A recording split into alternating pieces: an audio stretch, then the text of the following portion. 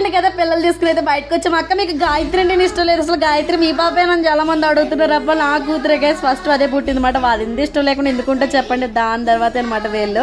నాకైతే చాలా హ్యాపీ అనిపించింది. ఫుడ్ ఎంజాయ్ చేశారు గైస్. ఇక్కడికి రాగానే మా వారికి పార్టీ గుర్తొచ్చింది అనమాట. సో ఈ KFC ఆర్డర్ పెట్టుకుంటాను, బిల్లు మాత్రం నీదే. శాలరీ పడింది కదా డబ్బులు దాచేస్తావేంటి సార్ పార్టీ ఇవ్వని చెప్పేసి గట్టిగా అడిగేసరికి నేనైతే KFCతో ఆర్డర్ చేశాను అనమాట. చాలా మంచిగా అనిపించింది. పిల్లలు అయితే బాగా ఎంజాయ్ చేశారు గైస్. అవును ఇంతకీ మర్చిపోయిన మాల్లో చాలా మంది కలిసారు, చాలా మంచిగా అనిపించింది. అని గుర్తుపడుతున్నారు అనమాట ఎక్కడికి వెళ్ళినా. సో సెల్ఫీస్ అయితే తీసుకున్నారు, నాకైతే సిగ్గేసినట్టు అనిపించింది అనమాట.